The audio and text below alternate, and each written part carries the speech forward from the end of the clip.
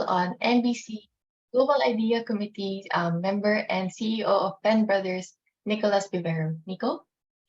Yes, good morning, everybody. Thank you, Trisha, for the kind introduction. So the MBC Global Ideas Committee, in partnership with the Center for International Private Enterprise, welcomes you to the second session of the MBC ESG Executive Series, where we'll be tackling the environmental frameworks of ESG and its impact on the future of business. Very timely as we celebrate this month, or this month actually in January, the National Zero Waste Month. So it's a very timely moment, and welcome everybody. I'm really happy to have you all here. We actually had a really interesting chat, as most of you know, or hopefully most of you know, in our Global Idea podcast, featuring today's panelists. We had a very interesting, so I hope you all had a chance to listen to it. And if you haven't, you may check it out after this event through the QR code, which is in the slides right now being presented. Today's discussion will flesh out what was discussed during the podcast and allow our guests to exchange ideas with today's exciting lineup of ESG experts. We will start with a keynote presentation of Steve Howard from Temasek, followed by a fireside chat with our panelists, where we will be able to discuss this a little bit more, both the items mentioned in the keynote presentation as well as in the podcast, which were very, very interesting conversations we had there. Please feel free to send us your questions, and if any questions you might have, we want to create as much as possible a very interesting Q&A session at the end of our fireside chat, so that we can answer as many questions as you, our participants, have. So thank you very much for that, and looking forward to kickstart the session. And to introduce our speakers, may I invite MBC Global Ideas Committee Chair and Head of Ayala Corporation Business Development and Innovation, Jaime Alfonso Zobel de Ayala, for the brief welcoming remarks. Thank you. Thanks, Nico, for that introduction, and good morning, everyone. As Nico had mentioned, I am Jaime Alfonso Zobel de Ayala, Chair of the Makati Business Club Global Ideas Committee, and it's a pleasure to welcome you all to today's session. Thank you for taking the time to join us as we take a deep dive into ESG's environmental framework and how it impacts the future of business. So today's discussion is brought to you by the MBC Global Ideas Committee, which was originally established with the objective to elevate the discourse on global trends and ideas that may challenge traditional mindsets in the local business ecosystem. In the past, we've had engaging discussions on creativity, data analytics, and artificial intelligence, to name a couple of topics. And we encourage you to join us for our succeeding sessions, and feel free to let us know what topics would be relevant for you as we hold these conversations in the coming months. One of the global themes really emerging in today's landscape is this transition towards stakeholder capitalism, which is putting the needs of various stakeholders at the center of decision-making instead of really only prioritizing shareholder value at all costs. This shift has largely been expressed in the development of sustainability practices and ESG reporting. Here in the Philippines, we are seeing more companies aligning themselves to ESG considerations, and more they're coming out with bolder sustainability ambitions as we see growing demand from consumers and investors alike for businesses to be more purposeful and impact-driven. So with these trends gaining more popularity, a key question that is often raised is whether ESG is here to stay. While there are certainly good intentions behind the increasing adoption of ESG considerations and reporting standards, there remain challenging aspects to mainstreaming this within the business community. There could be a lack of comparable data, sometimes inconsistent standards that direct ESG, which may lead to some increased claims of greenwashing. And this is not meant to underrate ESG or its efforts, but to highlight really the challenges ahead of us and how to address them. And as the Global Ideas Committee, we always love these challenges. And so this was a perfect topic for discussion today. And while the ESG framework and its underlying reporting mechanisms are not perfect, we share the belief with those that feel it is worth pursuing and that businesses have a role to play in furthering the discourse on social and environmental responsibility.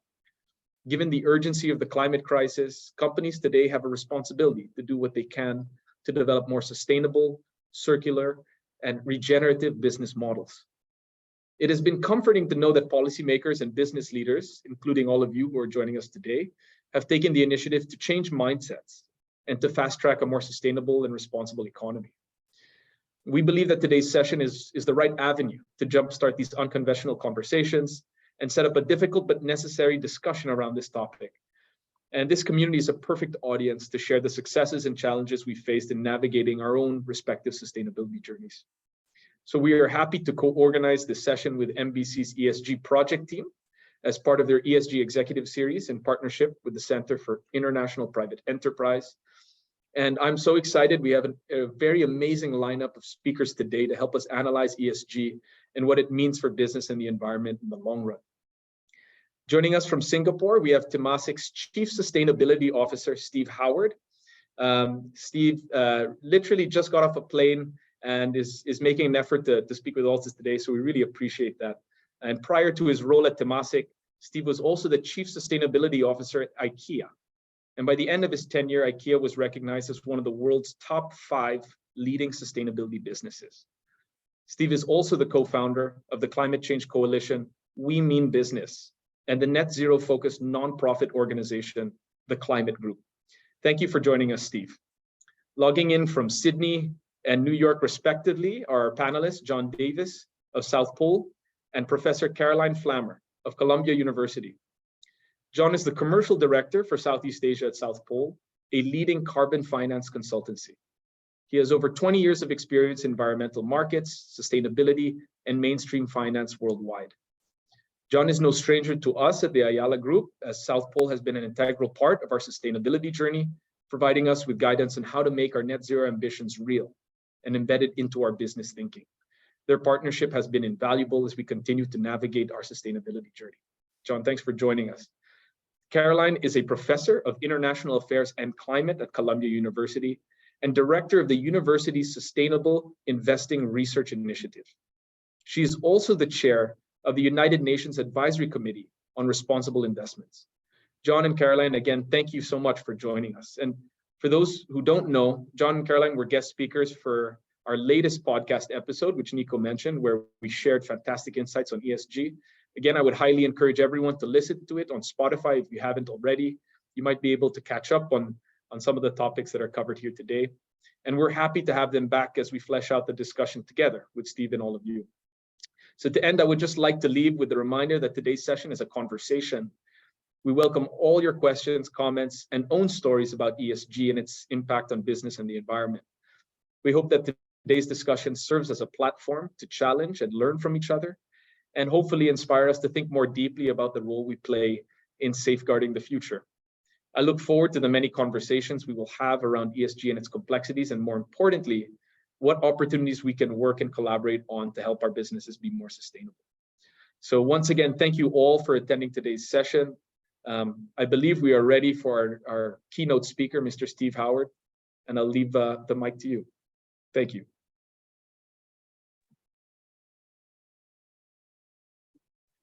Hey, mate. It's Nico and colleagues. It's a pleasure to be with you this morning. Thanks for joining. I've got about 40 minutes of material and 10 minutes, so I'm going to flash through the slides pretty quickly.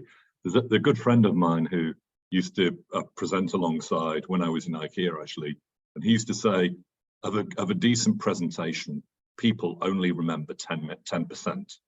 People remember 10% of a good presentation. I'm going to tell you up front what the 10% is. Okay, so you don't have to remember the 90%. That is, sustainability is a mega trend that's reshaping the business landscape. That's going to intensify for the rest of our business lives. So that's the 10%. Next slide, please. If we just some few facts, there's a word which probably nobody knows, but I'm trying to popularize it, and it's called the Anthropocene. And the Anthropocene is where geologists came together 20 years ago and said, now mankind, humanity, is the biggest force shaping the planet. Our geology, our atmosphere, our oceans, as we change the chemistry of the atmosphere and reshape the landscape around us. There was a study done that actually it looked at the weight of all mammals, people, livestock, wild mammals, and it estimated the weight. And basically 60% are livestock, 36% are humans, less than 4% of the weight is on all the wild animals, all the elephants, all of the mice, all of the deer. So we completely transformed the world's ecosystems. There was a similar study that looked, and it said, actually now the steel, concrete, plastics, glass, metal, cement in the world, there's 1 trillion tons of it, which is actually more than the weight of living organisms in the world, 1 trillion tons. So it's taken all of human history to put 1 trillion tons of mankind's materials into the environment. The next 1 trillion tons comes by 2040. The economy today is material intense and has a tremendous impact. And we've also, as we can see around the world now, we've transformed our atmosphere, and we've put a further, it's actually, there's a lot of trillions in this presentation, 1.6 trillion tons of CO2 into the atmosphere, completely changing the chemistry of the atmosphere and causing climate change. Next slide, please. And the consequence of that, we've seen the forest fires. We've got the professor joining from Australia, I think he said. Forest fires in Australia, in California, elsewhere around the world, which are devastating and growing in impact. Heat waves, dramatic heat waves. The floods, 30 million people displaced in Pakistan. As we look at this, it's, this is at about 1.2 degrees of warming. We're in the, let's say, climate change has now arrived. Extreme weather has been significantly amplified around the world. With our best efforts, it will get worse. Without our best efforts, it will get out of control. It sounds alarmist. Sometimes when the future's alarming, you have no choice but to be alarmist about it. So climate change is our existential threat in the midst of all this, but there are others as well. Next slide, please. I think we can skip this slide in the interest of time. Southeast Asia, I mean, there's been various studies to say Southeast Asia is particularly vulnerable to the impact of climate change. When we think about it, so from a sort of urgency and business planning point of view, we've seen net zero become the new normal over the last 2 to 3 years.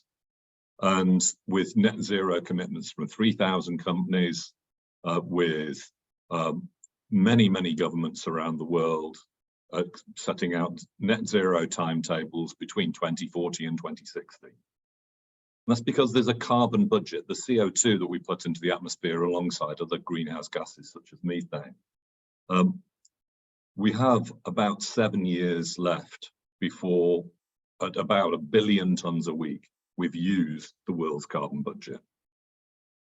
So as the economy pumps out CO2 into the atmosphere from every tailpipe, every power station, every industrial plant, then we really, it's 40 tons per capita, per person, sorry, 40 tons per person in the world, if you think about it, which is, that's about 6 flights between London and Manila, is 40 tons. And we've got 20 years or less before we've blown the carbon budget for 2 degrees. These are important thresholds because we know there's many negative tipping points where climate change accelerates when we hit 1.5 degrees. So it's really on our watch, radical decarbonisation. Next slide, please. The good news. And the good news is it would be really bad. This would be an awful discussion if it just wasn't solvable. If climate change was just going to get worse and there was nothing we could do about it. And the same thing for other sustainability challenges. But this is an innovation. It's about business innovation, investment, and good government policy. We've seen a transformation with solar voltaics. Every time you get a doubling of installed solar, the price gets cheaper by 20%. It's been a fixed rule, and we've seen a dramatic increase in the solar volume, the amount of solar in the world. So now, in most places, solar power is the cheapest form of new electricity generation.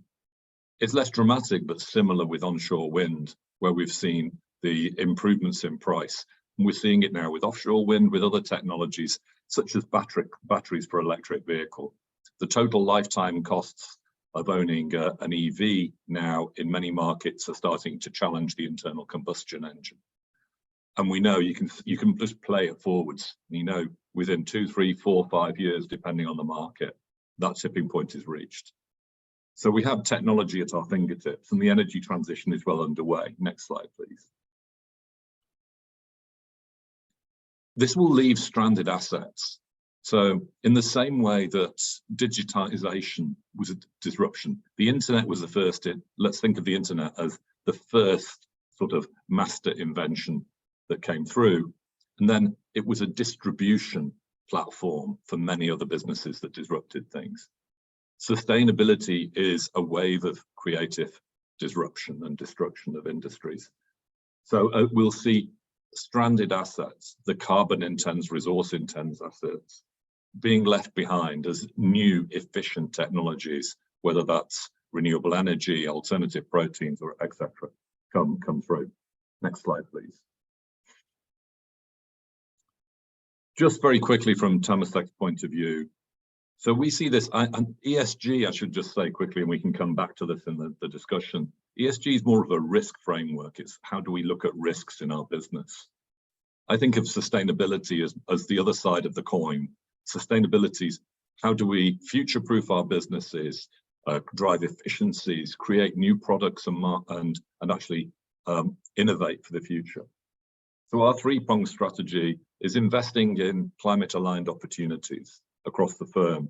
We've had 11 teams and platforms looking at climate-aligned opportunities, enabling new carbon negative solutions, and encouraging decarbonization efforts in the businesses that we work with long-term. We have a very established group of long-term portfolio companies, which have exposure to the real economy and many challenges there. So it's a really getting in deeply embedded plans with decarbonisation at the heart of their business development and capital expansion efforts. Next slide, please. Just touching on a few, and we've got many areas across the business where we're focused on this, but there's some of the early stage innovations. So we have a team looking at investing at the very early stage, taking technology risk. Low carbon cement. So cement, 6, 7, 8% of the emissions, and obviously the built environment's huge as its impact. So we've invested in Forterra, which produces an alternative cement making process, which has a pathway to zero carbon cement. It's interesting when you look in the wider world, there's lots of innovation with people looking at things like actually going back to highly engineered wood for buildings as well. So looking how do we take CO2 out of the built environment. Alternative energy sources, so wind, solar, hugely promising, but also looking at things like geothermal. EVOR is shallow geothermal. The earth is incredibly hot when you get a kilometre or two down. So it gets 42 degrees warmer with every kilometre as you go down the first few kilometres. This is a Canadian company that can have a closed loop shallow geothermal, very promising. We're really doing super early things. This is nuclear fusion we've invested in. That's 20 years away, but could be promising long term. And then looking at carbon capture technologies. I'm aware I'm really close on time, so I'm going to go super fast. Each one of these is a presentation in itself. But Svante, I'm going to tell you about it anyway, even though I'm short on time.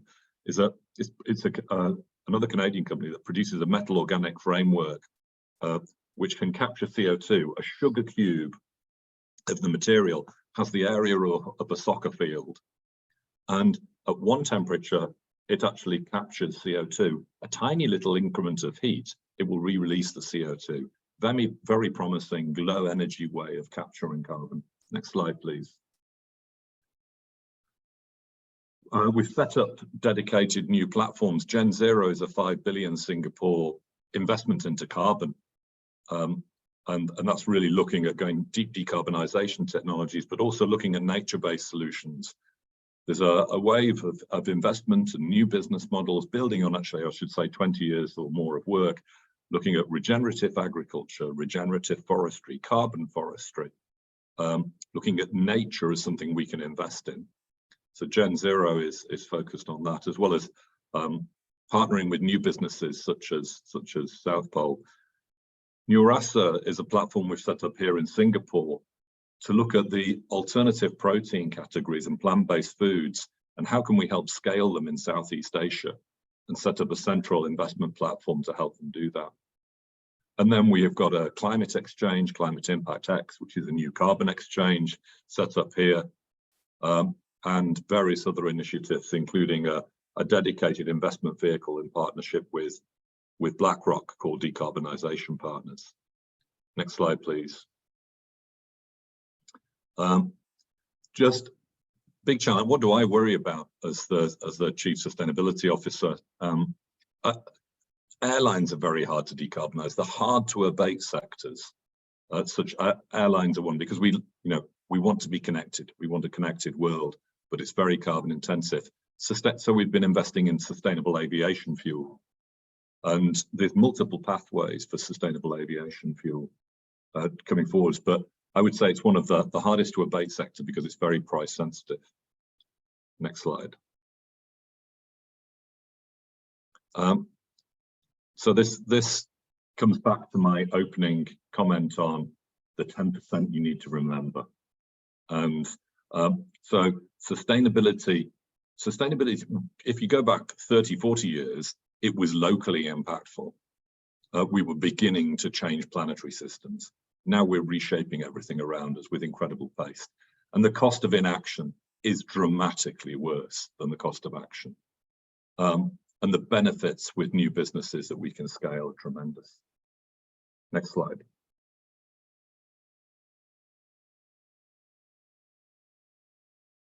I think that's it. Oh, that's my last slide.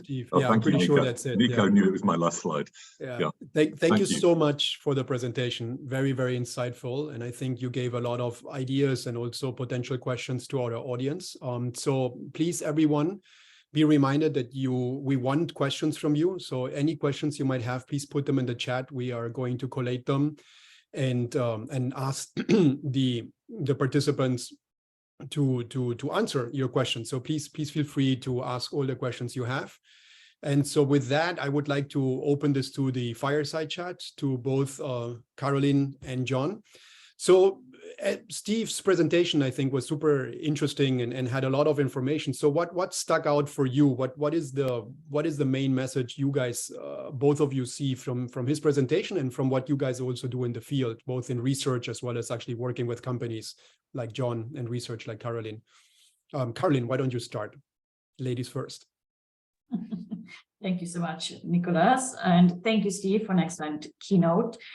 To me, I do think, as Steve mentioned, what we really need is a systems-focused approach. We can't just ignore the ecosystem, the environmental system around us, the increasing risks and costs of climate change, the increasing risks and costs of biodiversity loss, not to mention social inequality, poverty, and all the other system-level challenges, correct? So there's no choice. And as Steve also highlighted, we need to act because inaction is really not an option and it's way too costly. The key question to me is, how do we ensure that we move away from a portfolio level approach and a firm level focus and short-term focus to a longer term view and to a systems focused approach? I'm going to stop there.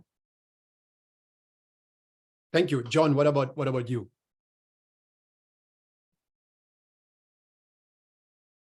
I think you're on mute. And he's still on mute. Okay. Well, while he is on mute, there we go. Maybe. There we go. Oh, John, go ahead, please. I was kindly unmuted by Rebecca. So, look, I think from my side, and thanks very much for having me, and thanks, Steve, for your piece, is that any business that's operating at all is making a conscious decision whether this is important to them or not. They're making that conscious decision. And we're shifting as well to effectively a time when all companies are effectively bound by the Paris Agreement and bound to keep temperatures at or below 1.5 degrees. So right now, I guess you could almost say that every business has a pseudo compliance to commit and make an astute business decision about a couple of things. One, how will climate risk impact them as a company? Two, how will they transform their business to take advantage, to find the opportunities of climate and to decarbonize? So from the perspective of South Pole, our business is obviously, and we discussed this before the call, really related to the success of all businesses fighting against climate change. And we've grown exponentially over the last 5 to 7 years. And that's particularly exciting. So it's gone beyond moral issues. It's a critical business issue that companies and boards are acting on. Okay, well, thank you for that. I think it's very interesting what you mentioned, and I want to convert the three things you guys mentioned into a question for the three of you, since we're still lacking some questions from the audience.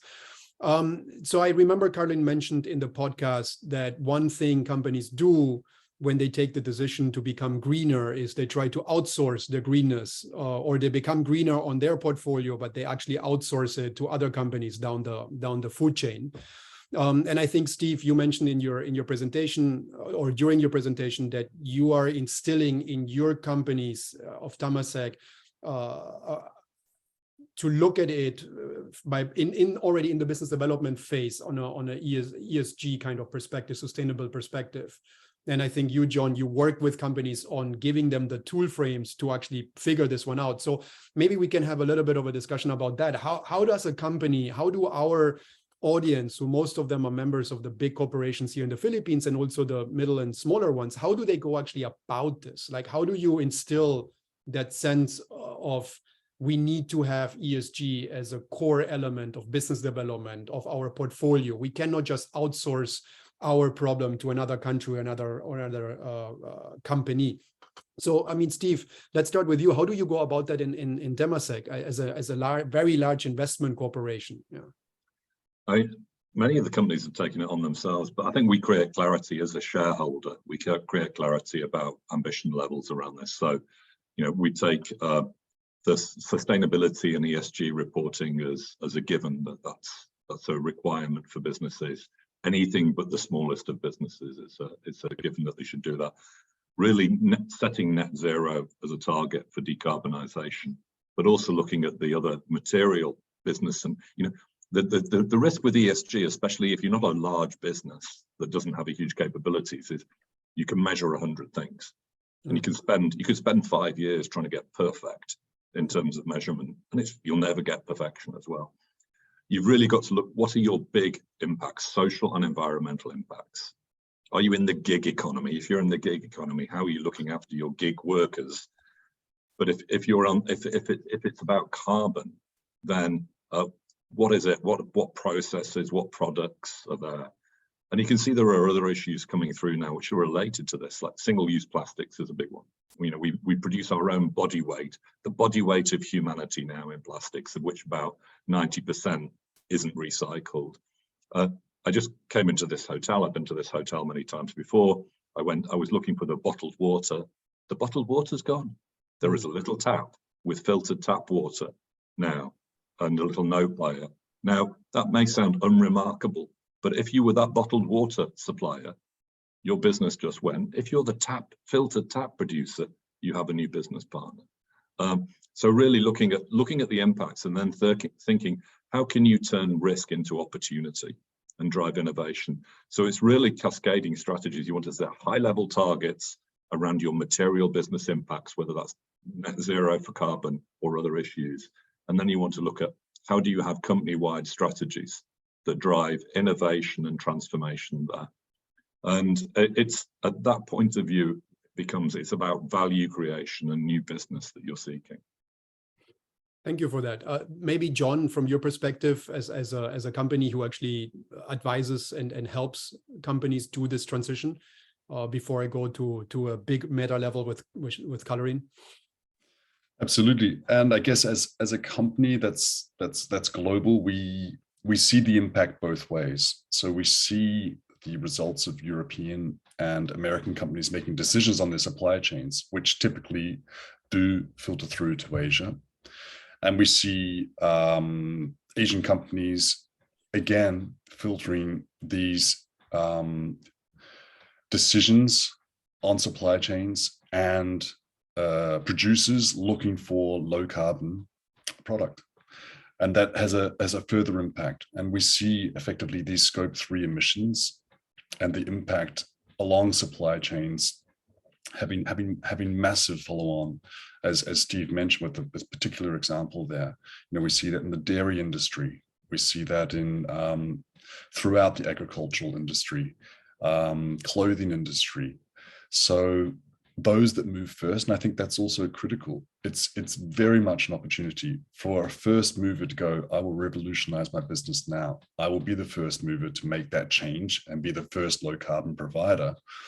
And the next escalation of where we are now is effectively in carbon border taxes.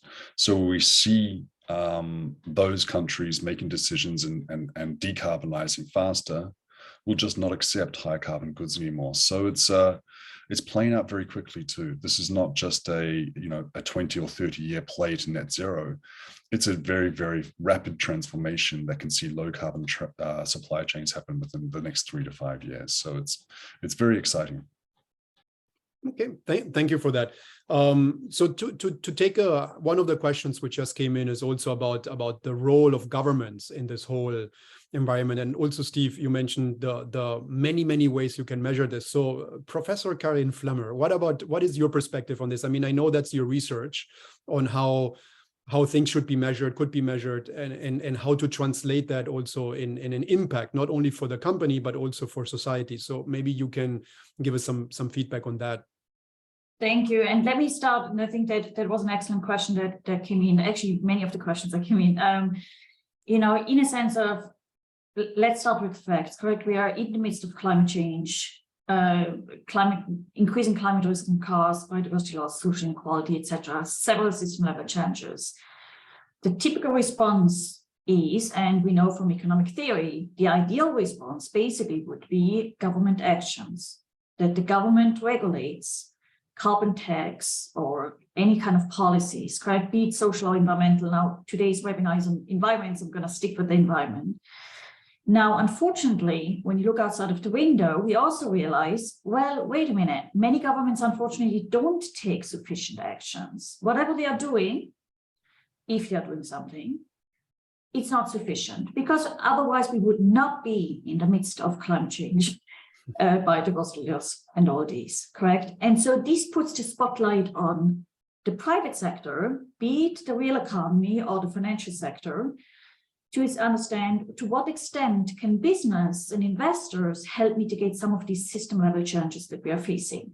Now, when you look at the current ESG practices, corporate sustainability practices from the corporate side of financial sector, I think, South Pole and Temasek are clearly thought leaders in the profession, correct?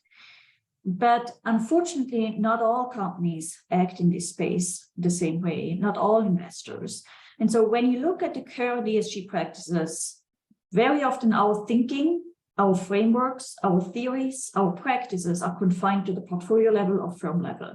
Now, what do I mean? You alluded to it already before about scope 1, scope 2, scope 3, correct? In the sense of the way we measure, now I'm getting to the measures, I'm getting to the point here.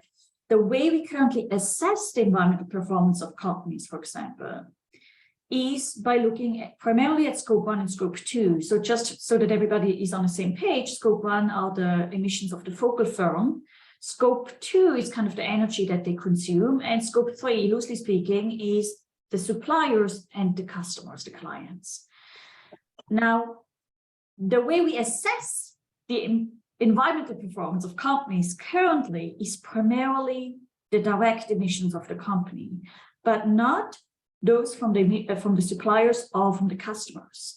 And this potentially, and this is what we actually also observe, leads to the situation where, because of the assessment, they may very well report the environmental performance, but it's only their scope 1, maybe their scope 2. But so to kind of manipulate the game, what some of the companies do is that they divest their most emission-intensive operations, or they outsource their most emission-intensive operations. So finally, it looks like they cleaned up their game, but nothing has changed with respect to climate change. Just nothing, because they just outsource it or divest, correct? Similarly, for investors, let me flip to the financial sector. There's a lot of pressure on investors to divest from emission-intensive industries and to invest in green technologies, for example, which is great. You know, no offense. I mean, it's great to invest in green technologies, but divestment might not be the most effective way to trigger change, because all you do is clean up your own portfolio. Again, the way we assess it, correct? Oh, it's a green portfolio, but all they do is dump the shares. That company, the dirty company, is no longer in the portfolio, but it does not mean while the portfolio has cleaned up, it changes nothing in the sustainable business practices of the portfolio company they just divested from, correct?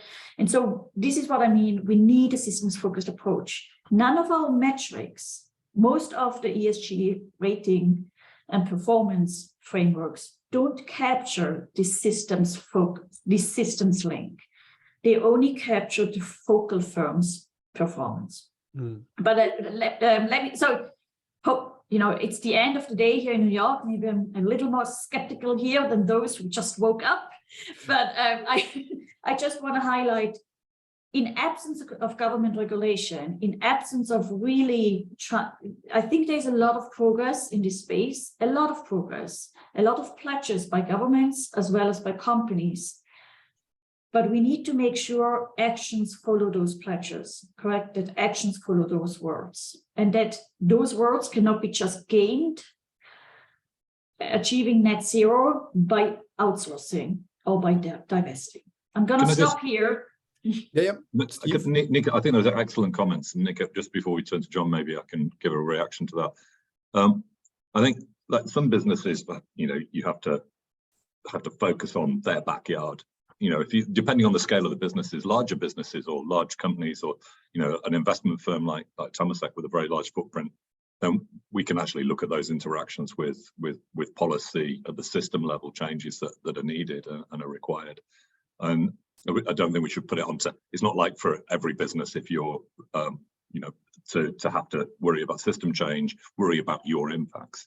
But I think you're right, this sort of, I've been saying for a long time, and the business community, let's say the forward-thinking business community has been saying we need good government policy and investment and regulation and incentives. So absolutely, alongside business innovation and investment. Those two things are what solve this. There's a question from someone about what's the role of citizens. I think we need citizens as willing participants in this, but it's got to be led by government and business. Government alone can't do this either. And I would say governments have been slow to react in most places because they've been reluctant about, do we damage jobs? Do we damage the economy? And some parts of business have fed that narrative. Don't mess with prosperity by dealing with this. Now you can see actually huge industrial policy. So the where you're sat, Professor, you know, Inflation Reduction Act, a massive public policy innovation that's going to accelerate the energy transition, green hydrogen, carbon capture and storage, battery storage, etc., is going to be transformed in the US by massive public policy intervention, which was required. Europe's now looking at accelerating its own in reaction to that. China for a long time has been looking at how do we build these industries of the future. So I think governments there, we're behind the curve on this. You know, we have put way too much carbon into the atmosphere. We're late in the day.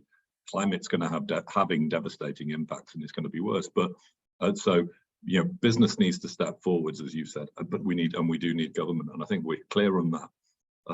But the thing that we can all do is look at our own businesses and how we can innovate them. And the system change question there is important. Sort of what's the end game in this? But it has to come back to, in a sort of operational context of a business, what can I do? Where do I invest? What do I need to take care of? What does the next year, the next 2-3 years, and how do I roll that out across my company? No, fair enough. But I think, and it lines up with one of the last question also being asked by the audience. I mean, how do you tie this with a government's financial requirements? Obviously, the bigger you are, ideally the easier it gets. But a lot of companies, medium-sized, large companies, they're also constantly trying to survive, so to speak, to provide a service or a product which is still being demanded and bought.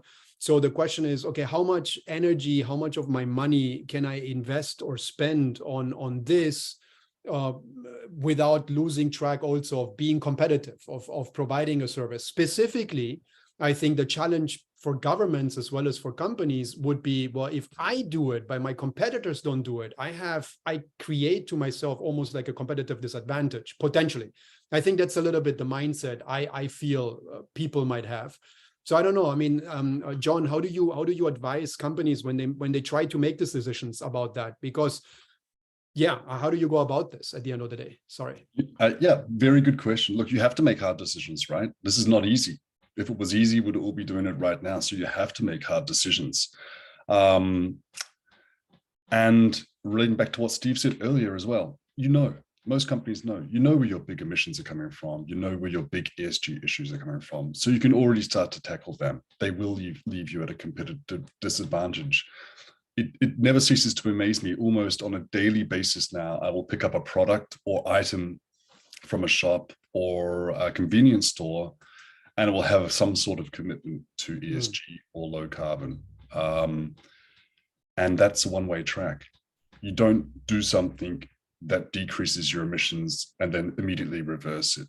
So I think what we see is already many companies are making that first step, whether that's just one product out of many that they create. It's very typically a one-way step. And advice is also difficult. It's difficult to know what to do. And I think we just discussed that you can potentially outsource emissions and or otherwise. There is a distinct lack of advice out there. South Pole have grown, I think, 500 people per year for the last 2 years. We cannot keep up with the demand of companies asking us for advice on how to decarbonize and move into this low carbon economy. And I don't think you also have to do this alone. This is not something any company has to do individually. And I think there's a lot of knowledge sharing that can really help across sectors or industries or even in country. And that's something a government can really support with as well as investors. Investors don't have to take things out of their portfolio. They can work with their portfolio companies and advise them, offer them assistance and help them decarbonize. Even if that's an energy generating company in Asia that has coal-fired assets, they can help those assets move to potentially into renewable energy and actually shut down the coal as opposed to selling that asset to another buyer. So there are ways to think out of the box, to work with investors, to work with other peers in the environment that you're competing in to move to this low carbon economy as well. If I may just add to what John mentioned, as for example, the role of an investor, correct? Instead of divesting, you may want to actively engage with your portfolio companies to change their business. Maybe you give them advice how to change the business. And I would take it a step further. I'm not saying the industry, the practice is there yet, but that investors not only engage with their portfolio companies to change their business towards a greener path, but also to engage with policymakers to trigger those systemic changes, to trigger those, climate policies that we need, going back to the government, correct? And there, a question is also, how can we change the metrics and the rating frameworks that we use so that it does reward those actors, be they small or bigger players in the field, those who actually positively engage with policy, with the government to trigger systemic change, that they get rewarded for that. And those who actually fight climate policy, they get punished, correct? At this moment, our metrics, our ratings don't capture that influence, that kind of a relationship between companies and governments. Okay.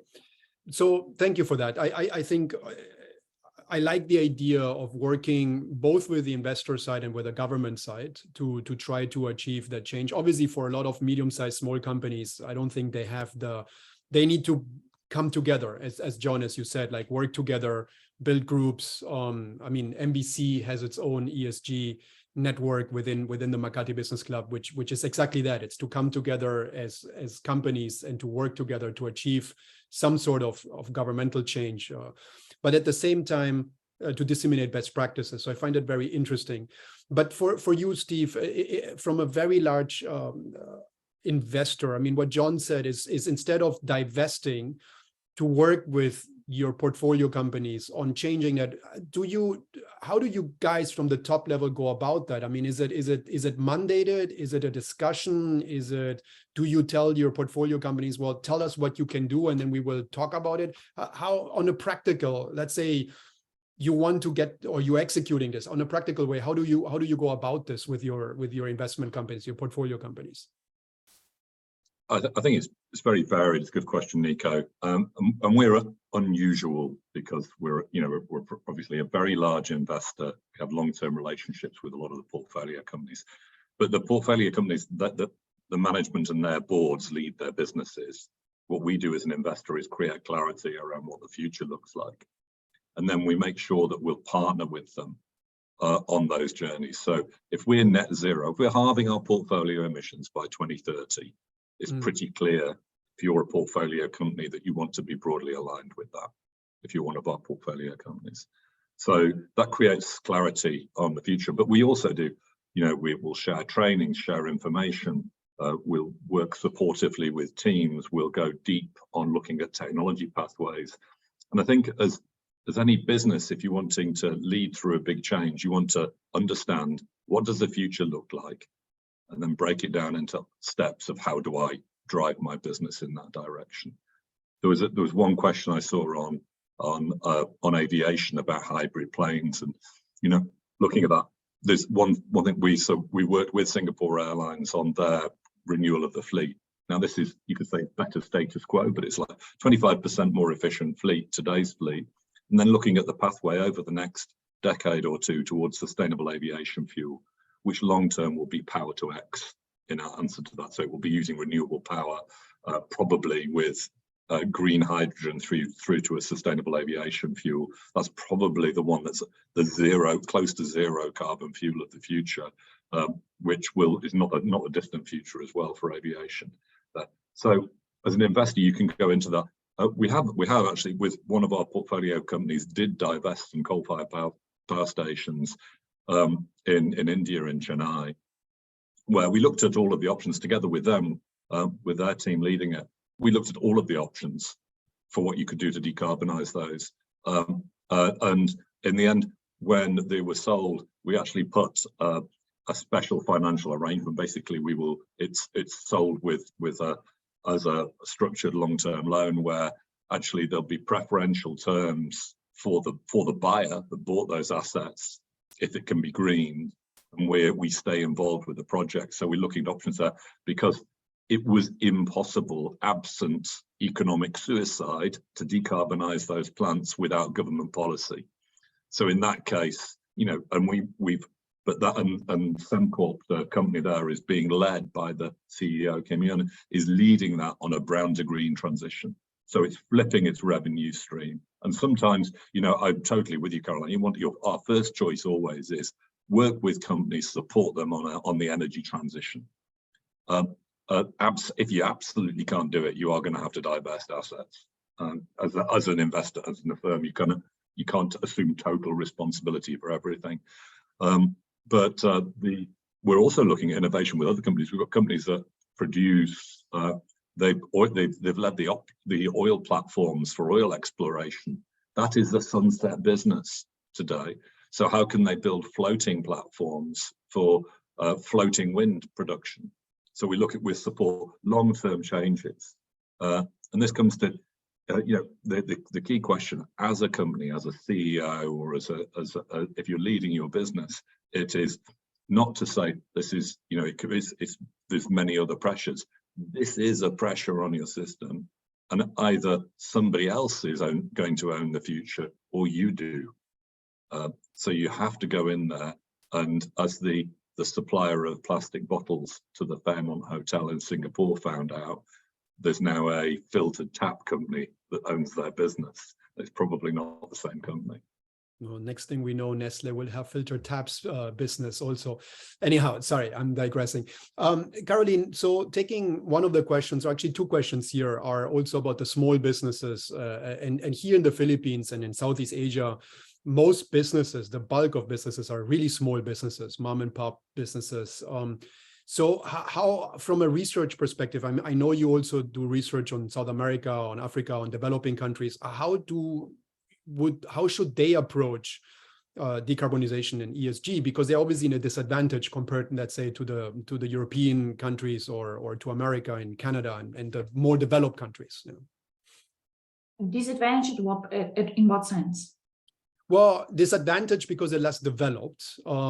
They have, some of them barely have, I mean, Africa, only 47 or 48% of Africa has actually electricity. So they could also look from the perspective, why should I bother with decarbonization if I don't even have electricity at the moment? So what's the approach there to help those countries and also those businesses to have the right incentives to decarbonize, to also get on board of ESG, while they are actually many years behind in their development, so to speak? In the economic development. Correct. Yeah, yes. so let me tackle this in two ways. One about kind of small, medium-sized businesses, regardless of where they are, essentially, and then talk about global south versus global north. Yes. In terms of small, medium-sized business, I would say I would really go back to what Steve and John mentioned, to see this as an opportunity, correct? In a sense of going green, becoming more sustainable does not necessarily mean it hurts the bottom line. But rather, if you take a longer term perspective, if you think about, it might be actually an opportunity to go in and it gives you more profitability, like increase the profitability. So I would not say that this necessarily hurts your bottom line. Obviously, you have less power when it comes to negotiating with the government or kind of trying to convince them to change the policies, correct? So probably that avenue, I would say it's particularly the bigger companies that have more power. But I would, I think it's really going back to what Steve and John mentioned, see it as an opportunity, because at the end of the day, we don't have climate change affects everyone, and actually, unfortunately, the low-income countries even more so, the global south even more so than the global north, and particularly the lower-income families, correct? So we need to adapt. We need to find ways how to adapt our businesses and to mitigate. Now, the key question is about, okay, global south versus global north, and I think this is a big question that the global north, how can the global north help the transition of the global south? We do need to bring into the conversation the just transition. So just transition meaning how can we transition to a low carbon economy without worsening social inequalities, both within countries, but also across countries. And I don't think we have found a viable solution yet. Which is one of the main challenges. Yeah, sorry, Steve, go ahead. Two points that touches on what Caroline just said. I think good news is, if for you mentioned Africa, for energy access, the cheapest form of energy access is frequently decentralized solar systems now. So there's nearly 800 million people without access to reliable electricity, 2 billion people, including across Southeast Asia, still cooking on wood or charcoal. So there are options now. There is a financing, there is a responsibility on the global north to be part in that, to help accelerate that, absolutely, which people have been slow to step up on. There was another question about how do companies help their suppliers in this, and I think that's it's a benefit for that. And when I was in IKEA, We obviously had many suppliers, and we set up programs to work down with our suppliers, especially suppliers that have been with us 2, 3 or more years, to look at energy efficiency, renewable energy options, but also to look at material choices and to share experience across the supply chain, and sometimes even co-invest there. And other of the sort of the companies that have more extensive supply chains are working like that. You can partner with companies like those companies can partner with companies like Johns and South Pole to help them on the expertise to roll out those sort of programs as well. And I think you always see benefits from this. So it's not just a cost.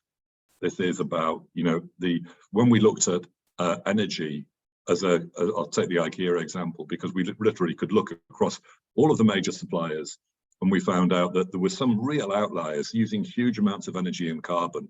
They were just, one of them actually was, we found out the intervention was not technology, it was cleaning the boilers. Mm-hmm. It was a massive saving in carbon and energy for just cleaning the boilers. And you could see these things. So people, the suppliers made more money, we gained efficiency, we lowered carbon footprint. And it's just embedding those in the business practices.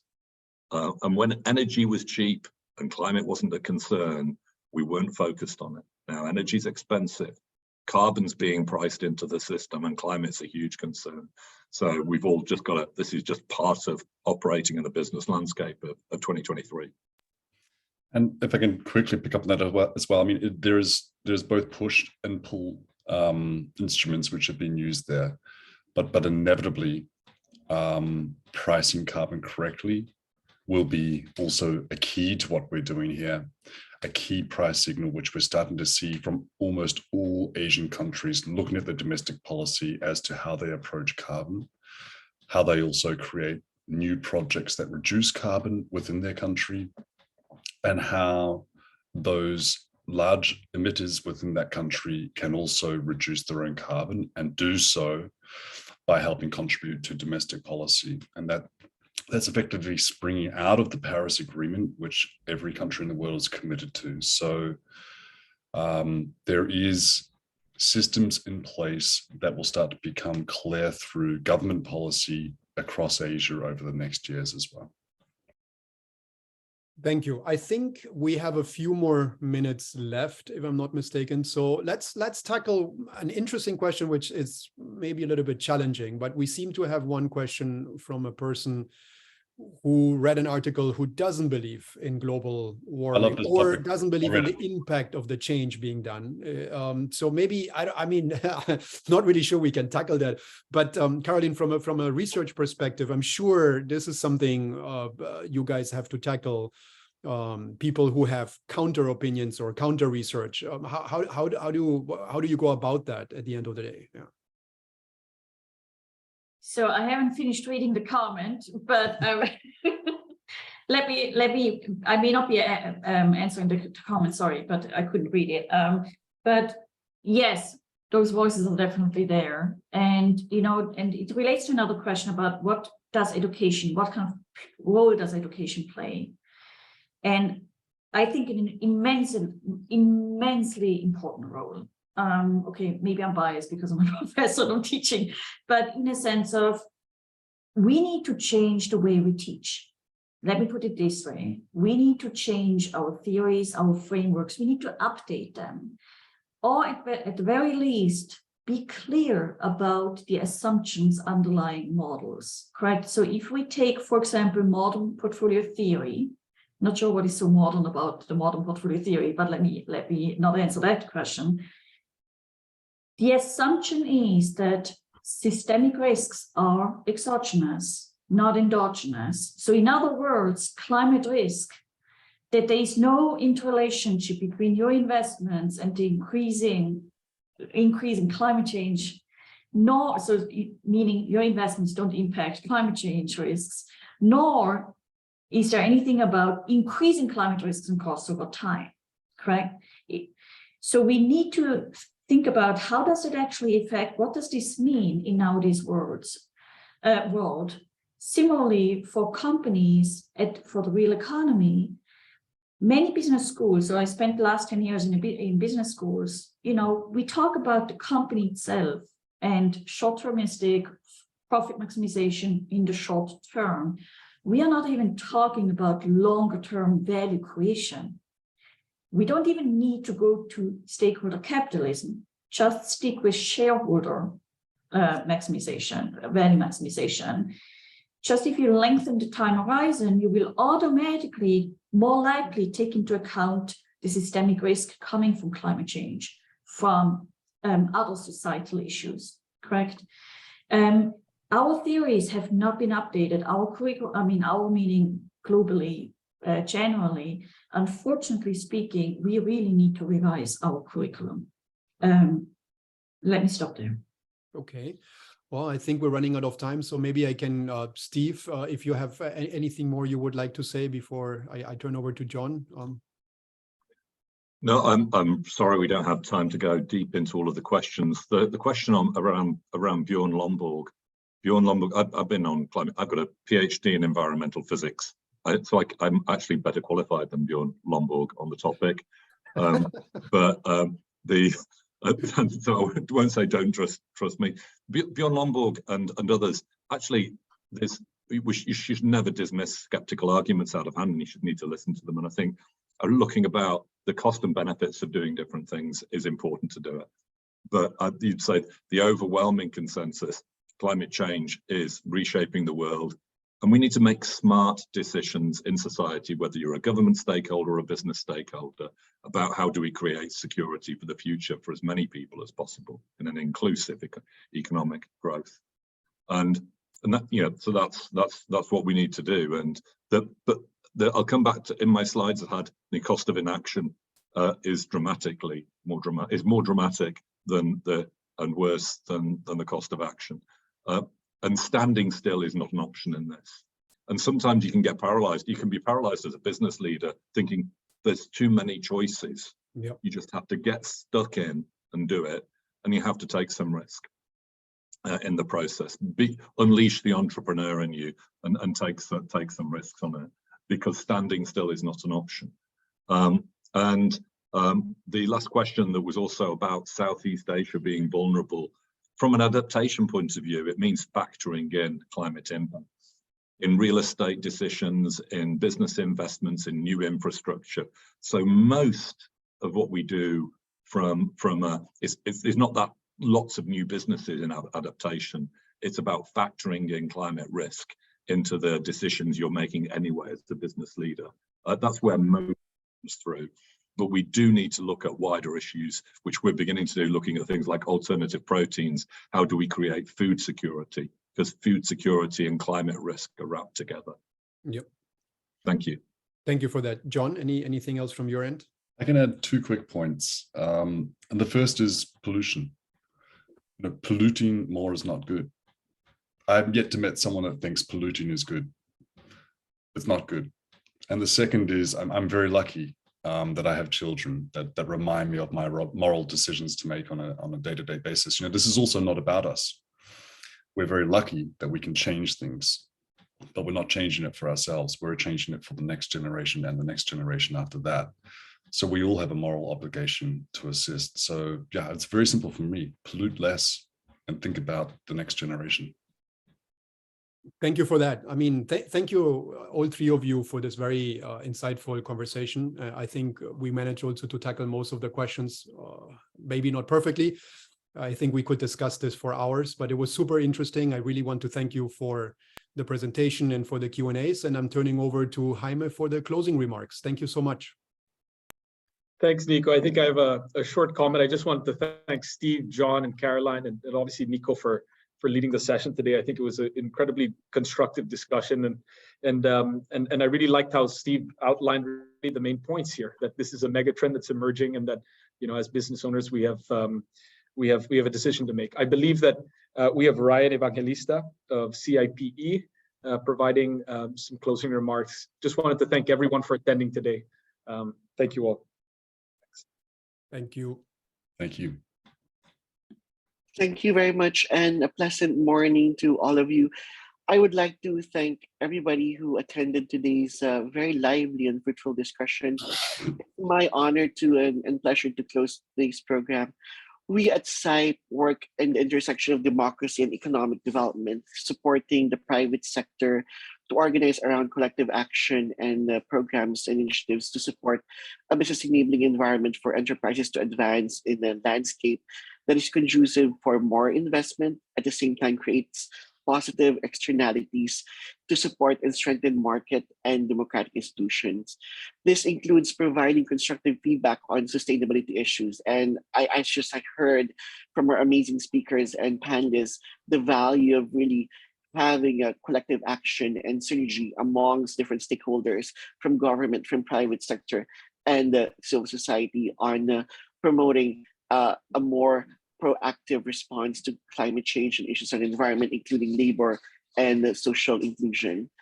Through our partnership with MBC, we aim to spur private sector-led initiative on mainstreaming sustainability and business integrity as critical drivers of enterprise ecosystems.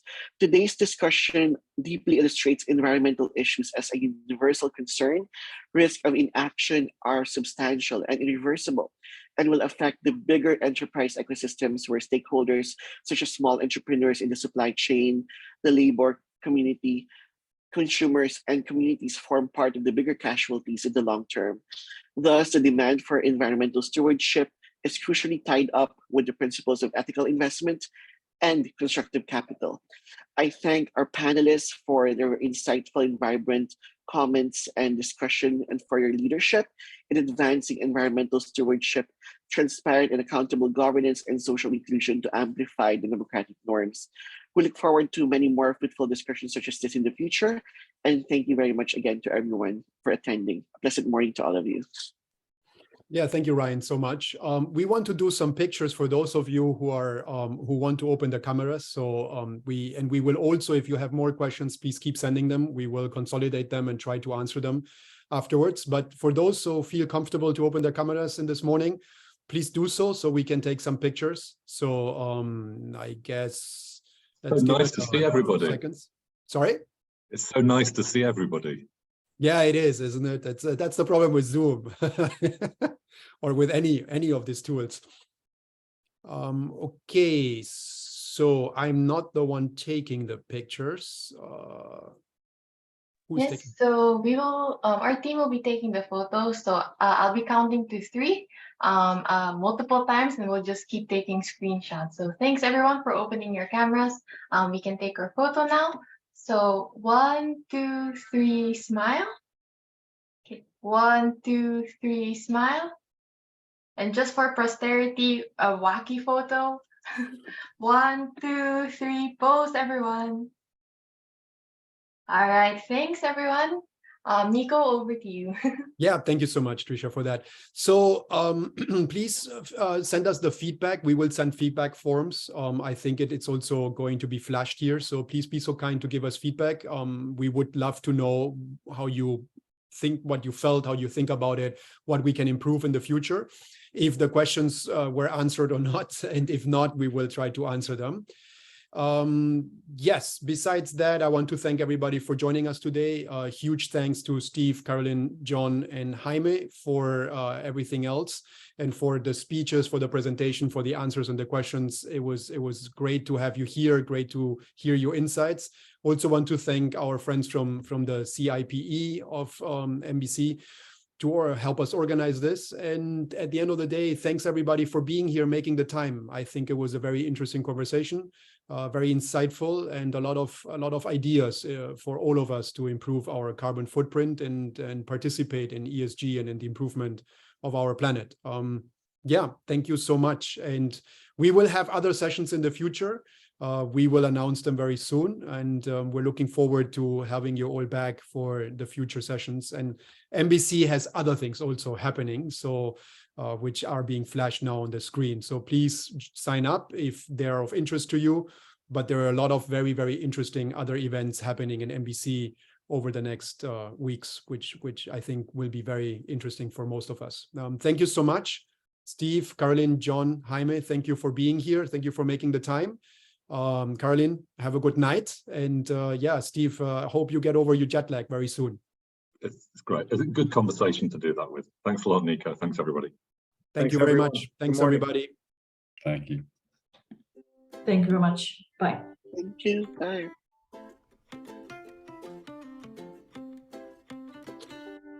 Thank you, everyone.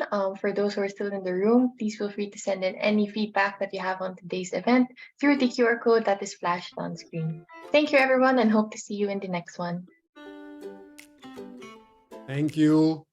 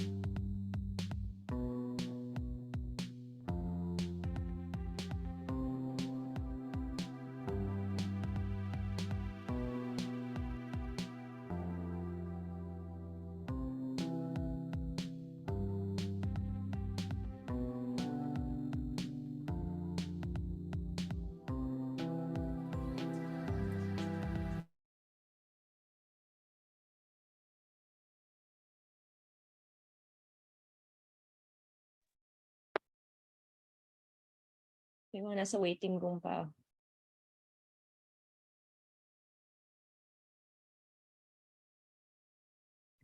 Sir Felix, purposely we put them in the waiting room ba?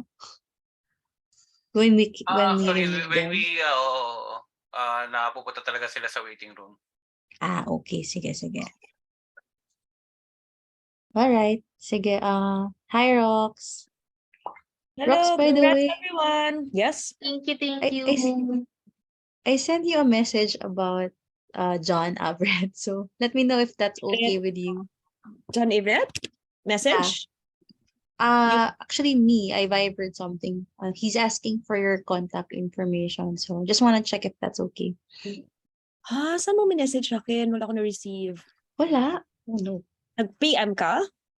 Yeah. Hold on. Sige, tinan ko. Yeah. I PM via Viber. Okay, can you get it to Jesus? Okay, yes. Okay. Thank you. Thanks. Congrats, everyone. Congrats. Thanks, Rox. Thank you, Thank thank you, MNE. Thank you. And Active Trisha, thank you so much. I know. Ang downside lang, alam niyo masasabi ko sa downside? Oo, hindi natin nagamit ang boost. parang ano lang to,